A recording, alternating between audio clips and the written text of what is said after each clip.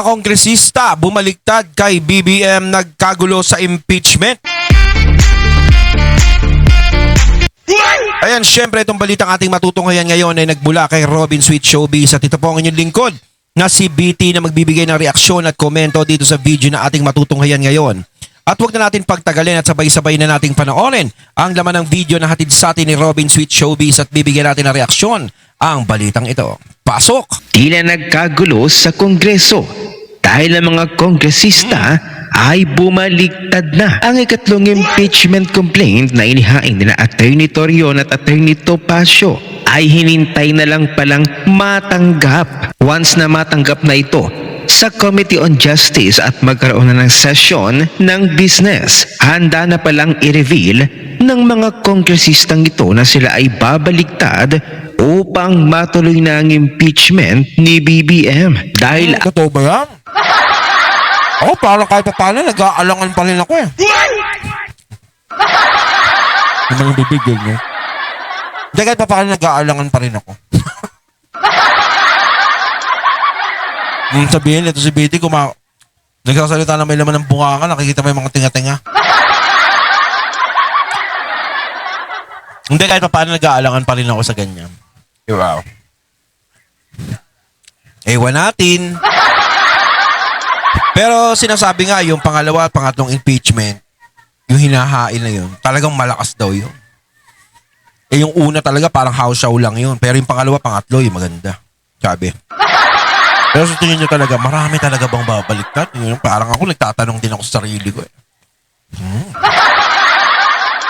ayaw na nga daw ng taong bayan kay BBM. Ngunit noong nakaraang araw nga ay hindi tinanggap ang ikatlong impeachment complaint na inihain na Attorney Topacio dahil alam na daw ni BBM na maraming mga kongresista ang talagang babaliktad at tuluyang alisin si BBM sa pagkapangulo. At dahil sa pagpigil ng ikatlong impeachment complaint laban kay Pangulong Marcos Jr., may nilinaw si Atty. Topacio. Narito ang Tagalog version. Pahayag para sa media.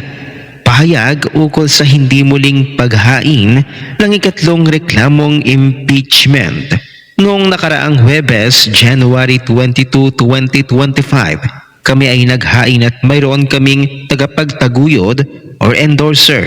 Ngunit tumanggi ang tanggapan ng Secretary General na tanggapin ito na isang paglabag sa konstitusyon.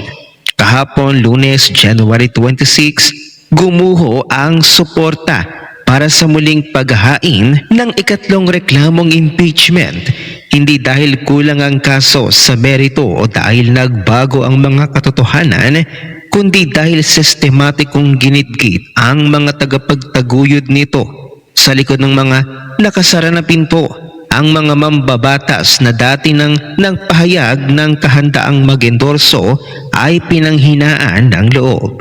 Ang ilan ay binalaan tungkol sa mga kahihinatnan nito at lahat ay pinaramdam na may kaakibat na kapalit ang paghiling ng pananagutan. Ang hindi muling paghahain ng ikatlong impeachment ay hindi isang hatol sa bigat ng reklamo. Ito ay isang hatol sa kalagayan ng politika kung saan ang mga demokratikong proseso ay sinusupil sa pamamagitan ng pananakot at transaksyonal na politika sa halip na lutasin sa pamamagitan ng bukas na debate.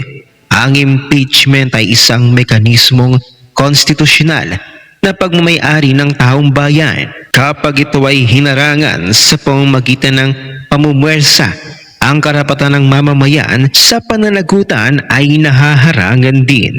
Ang nangyaring ito ay dapat magsilbing babala sa bawat Pilipinong naniniwala sa checks and balances at sa kalayaan ng Kongreso. Ang pagtanggap sa paghahain ay isang tungkuling administratibo. Ang muling paghahain sa ilalim ng pamumuwersa ay gagawa lamang sa impeachment na isang huwad na palabas. Hindi kami magiging bahagi nito. Ang taong bayan ay nagsalita na at naninindigan kami sa mandatong iyon ng may taas noo. Tuloy ang laban para sa pananagutan. Samantala'y mariing itinanggi. Kasi sa akin talaga, no, na sinasabi, kaya hindi tinanggap kasi may mga babaligtad na mga congressman. Para sa akin kasi, no, ako kahit pa paano hindi matatanggal sa isip ko na kaya ba nila? Kaya ba nilang panindigan kung sakaling sila ay babaliktad? Lalong-lalo na alam na papalit ay si BP Sara. 'Di ba? Alam naman natin na may marami diyan sa Kongreso na ayaw kay VP Sara. Na parang mas gusto pa nila na pagtiyagaan na lang natin itong si BBM kaysa maging presidente si BP Sara. Pero depende kung si BP Sara ang mauunang mai-impeach na wag naman sana, baka isusunod naman nila to sa BBM, parang gano'n. 'Di ba? Pero sa tingin ko kasi, no, parang yung bumaliktad medyo inaano pa natin 'yan. Parang chine-check pa natin. Parang lang, no, slam dunk. Hindi. 'Di ba? Alam naman natin, napakadami diyan sa Kongreso ang ayaw kay Sara Duterte. Ngayon, kung talagang handa silang yakapin si Sara Duterte, di mas maganda. Hindi, di ba? Kung talagang kaya, alam nila, kaya nilang tanggapin talaga. Kasi once si BBM ma-impeach, ay wala. Alam na natin kung sino magiging presidente. Siyempre, papalit si BP Sara.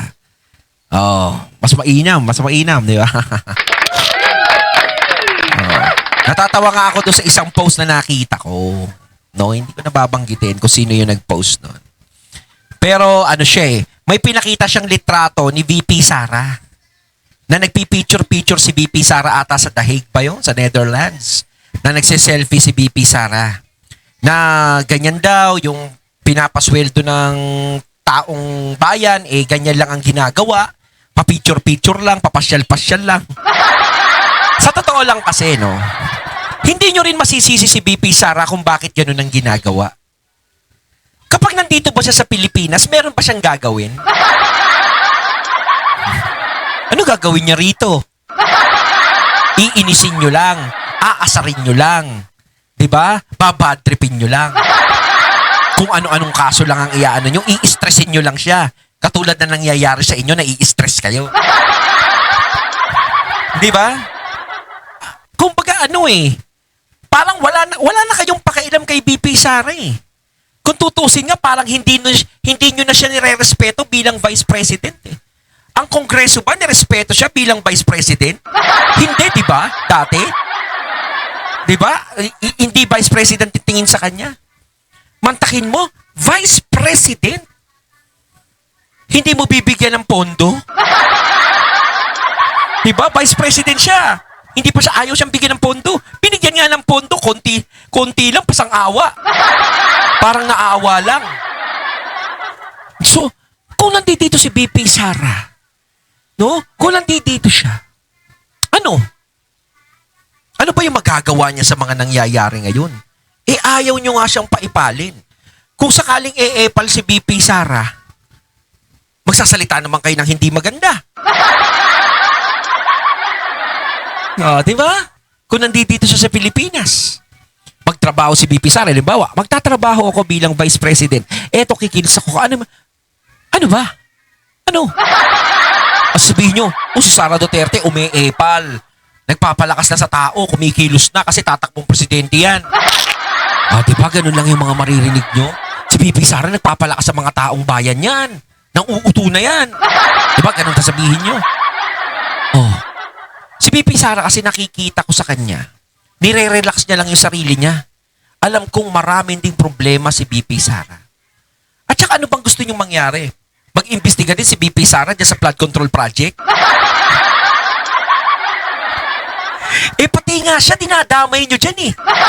Di ba? Ang mga Duterte, halos halos labas ang nangyari sa flood control project. Wala sa administrasyon nila yan. Di ba? Pero dinadawit sila dyan. Di ba? Ganun ba gusto nyong gawin na mag-imbestiga si Sara Duterte na kung saan siya dinadamay din? Tapos magagalit kayo na nandiyan siya sa Netherlands. Natural, nandun yung tatay niya eh. Sino pa yung aasikaso sa tatay niya? Idik silang pamilya. Inaasikaso ba ng gobyerno natin si PRRD? Hindi, di ba? Dapat nga inaasikaso yan dahil naging presidente ng bansa natin yan. Di ba? At isa pa, illegal ang pagkakadala kay PRRD doon. Hindi tama. Wala sa proseso. Ngayon, kung magsisiselfie man si BP Sara sa park, mamasyal siya dyan, wala na kayong pakialam. Nag-a-unwind lang din yung tao. Hindi katulad nyo, ini-stress nyo yung sarili nyo. Kasi may mga taong ganun na kung stress ka na sa buhay mo, stress ka na sa mga nangyayari sa'yo, i-unwind mo lang ng i-unwind. Para kahit papaano makalimot ka. Kasi alam nyo kung bakit, kung didibdibin mo lagi yung problema, kung araw-araw problemado ka, magkaka-cancer ka. Kung hindi ka man magka-cancer, magulat ka, atakihin ka na lang sa puso. Kita mo yung mga taong laging galit, inaatake sa puso. Nakikita mo lang, di ba? Bumabagsak bigla, nangingisay. Ano gusto nyo? Stressin ni BP Sara, galitin ni BP Sara yung sarili niya? Hindi siya ganun, hindi niya ginagalit yung sarili niya dito lang ako, magre-relax ako. 'Di ba? Kung may problema man ako, diyan ka lang, problema ka lang. Si Sara ako, parang gano'n. Hindi ko i-stressin ang sarili ko. 'Di ba? Hindi ako magpapa-apekto sa kung ano. Magse-selfie ako, mamamasyal ako. Kailangan i-preserve ko yung sarili ko dahil sa susunod sa 2028 magiging presidente ako, 'di ba? Saka siya kikilos kapag siya naging presidente na. Yung mga inirereklamo nyo sa kanya na hindi siya kumikilos, makikita nyo yan sa 2028 o 2029 kapag yan na naging presidente. Masasawa kayo sa magiging kilos ni BP Sara, sigurado. Hindi kayo tatantanan yan sa kakakilos. Di ba? Tsaka hindi niya naman problema yung problema ngayon Problema ng presidente yung nangyayari sa bansa natin. Hindi po problema ng Vice President ang problemang nangyayari ngayon. Tapos sasabihin nyo, pinapasweldo ng bansa natin, ganyan lang ang ginagawa, nagsisi-selfie. Problema nyo yun. Diba? Kaya nga sinasabi ko, ano bang gagawin ni Sara Duterte dito sa Pilipinas? Kung nakikita nyo sa Netherlands. Halos kulang na lang nga, ipatapon na siya din. Pati siya ipakulong o ipatapon na din sa Netherlands. Diba? Gusto na rin siya ipakulong. Gusto na rin siyang ipa-ICC, diba? Ay nako. ng Malacanang ang umanay pag-uusap ni Pangulong Marcos Jr. at Navotas Representative Toby Tiangco kung saan sinaway umano ng Pangulo sina Martin Romualdez at Saldico kaugnay ng aligasyon ng korupsyon. Ang usapin ay binanggit sa ikatlong impeachment complaint laban kay Pangulong Marcos Jr. na inihain noong January 22 kung saan iniuugnay ang pahayag ni Tiangco na may kaalaman umano ang Pangulo sa korupsyon sa mga flood control projects.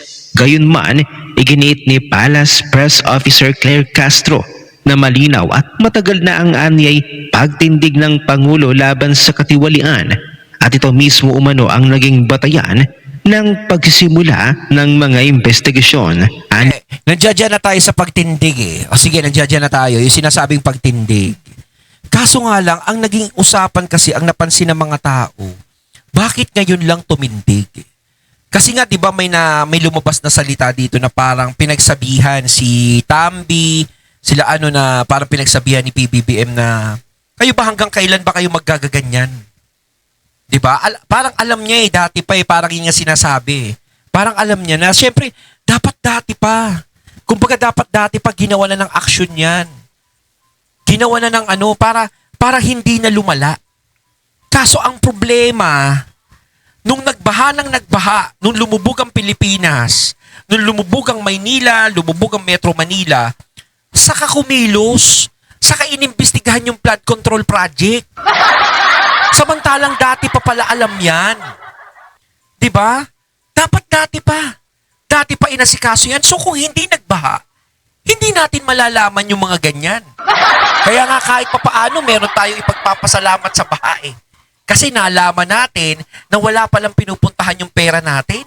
Pumupunta lang sa bulsa ng kung sino-sino.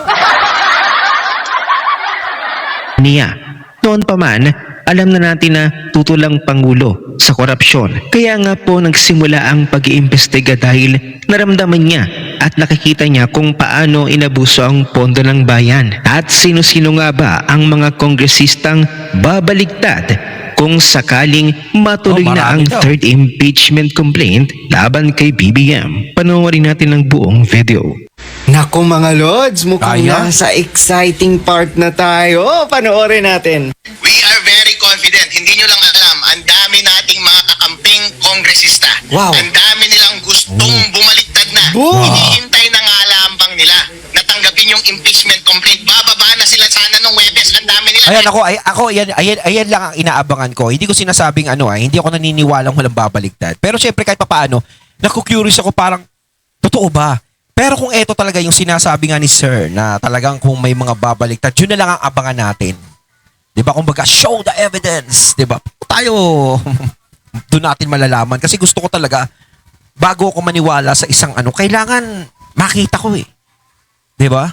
Sa taas. Tanong ninyo kung saan kami tumambay ng opisina. Tanong ninyo kung sino yung mga congressman na nandun sa building noon Wow. para suportahan kami. At kapag naipasok ito, naka-session ito, naka-business ito, pagdating sa session nila ng Monday at nai-refer ito sa Committee on Justice, marami nang magbabaliktaran at i-reveal na nila yung sarili nila na suportado nila ang impeachment complaint na ito dahil ang damdamin ng taong bayan ay para sa impeachment complaint na ito. Hindi natin Tama. naitatanggi na Tama. hindi na popular si BBM. Tama. Ayaw na ng taong bayan si BBM. Tama. Gusto na nilang matanggal si BBM Tama.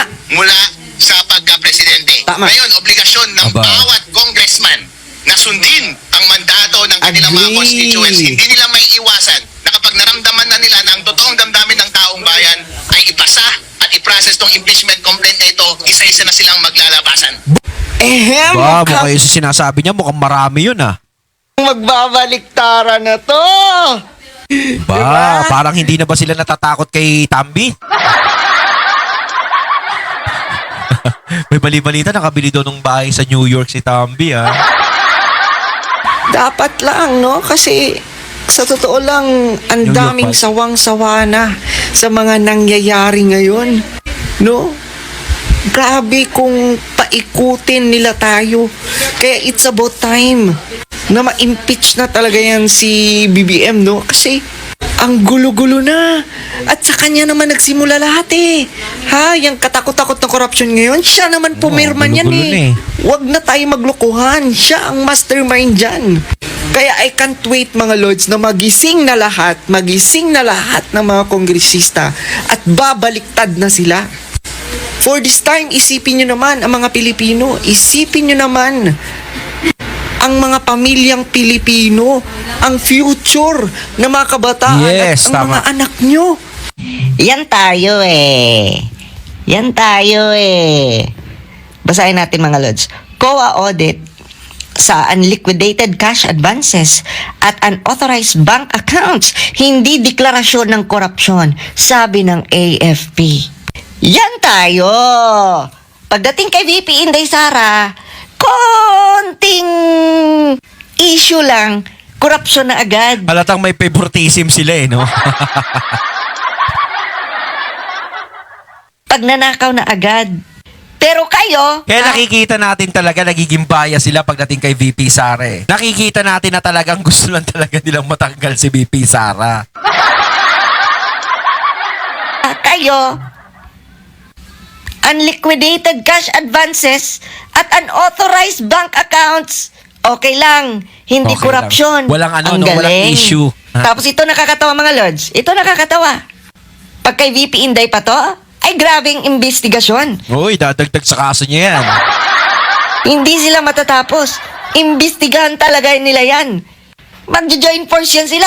House of Representatives, iba't ibang ahensya ng gobyerno, ha?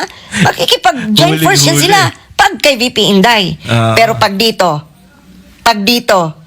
wala. Tahimik yan sila, tahimik. Shh.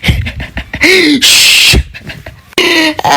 Magaling lang kayo pag patungkol na kay VP Inday Sara at patungkol na sa mga Oo. Duterte. Pero sa Kasi totoong yun lang naman talaga ang gustong-gusto nilang mawala. Yun lang naman talaga yung kinatatakutan nila. Kasi syempre alam natin pagdating dito sa administration, hindi sila natatakot eh. Dahil alam nila sa mga sarili nila na wala na, mahina na to eh. Kumbaga yung mga tao ayaw na dito. Kung sakaling wala na yung mga Duterte sa daanan natin, parang gano'n. Parang wala na yung mga Duterte sa daanan natin. Madali na nating matatalo ito. Parang gano'n. Kung sino yung tatapatan nila. Ay, nako. Strategy din nila eh, no? Nangyayari ngayon na korupsyon sa loob mismo ng gobyerno. Tahimik kayo. Sasabihin nyo pa nga, oh. Sasabihin nyo pang hindi korupsyon yan. Eba din. Gagawa at gagawa talaga ng paraan ng administrasyon na ito na hindi matuloy ang impeachment complaint laban kay Pangulong Marcos Jr. kahit na alam na niya na ayaw na ng taong bayan sa kanya. Kaya ba mga kasweet? Isa ba kayo sa mga isinusuka na itong si BBM? Paano ang inyong opinyon? Ayon, at ating natunghayan ng video na nagmula kay Robin Sweet Showbiz. At syempre natunghayan natin ang boses at video kanina na natunghayan natin at binigyan ng reaksyon. Walang iba kundi si Chinitong Tisoy. Yan si Mr. Real Talker. Kayo mga katunay, ano masasabi niyo tungkol dito? Comment lang po kayo sa comment box. So once again, I'm BT and I'm out. Peace.